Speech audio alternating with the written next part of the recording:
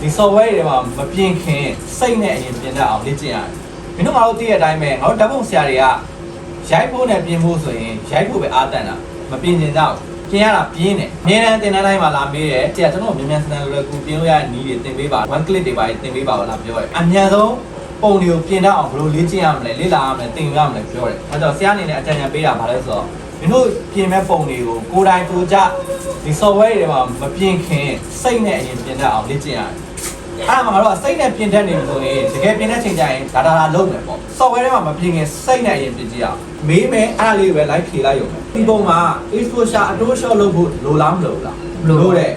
မင်းတို့ကဘာကိုပို့ယူထားရလဲကောင်းကင်ပို့ယူထားကောင်းကင်ကြီးကဘာဖြစ်လင်းနေတယ်ငါတို့ပြချင်တဲ့အကြောင်းအရာကလင်းနေတယ်ဆိုရင်ဘာလုပ်ရမလဲ exposure ကို short ရတယ်အဲ့တော့ဟုတ်ပြီဒါဆိုရင်စိုက်ခင်းရပါဖြစ်စိုက်ခင်းမှောင်းနေတယ်ဒါဆိုစိတ်နဲ့ပြင်ကြည့်အောင် exposure short လိုက်မယ်ဆိုရင်ကောင်းကင်မှောင်သွားမယ်စိုက်ခင်းရအောင်ပါဖြစ်မလဲပို့ပြီးတော့မှောင်မယ်ဒါဆိုရင်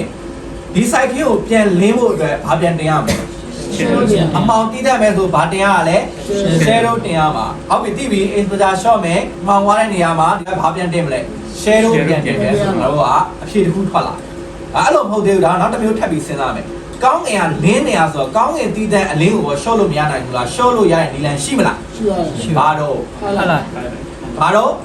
highlight မှန်တယ် highlight ကိုပဲငါတို့သုံးမယ်ဆိုရင် site ခင်းကိုထိမလားထိပါဘူးမထိတော့ဘူးဒါဆိုရင်ငါတို့က exposure short တာနဲ့ highlight short တာနဲ့ဆိုဘယ်ဟာပိုပြီးတင့်တော့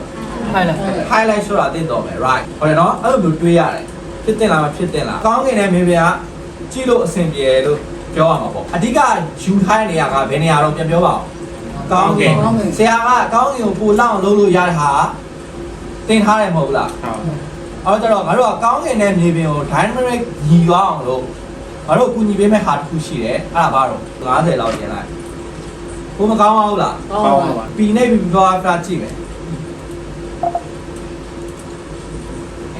ငါတို့ပြင်နေရ portrait လား landscape လား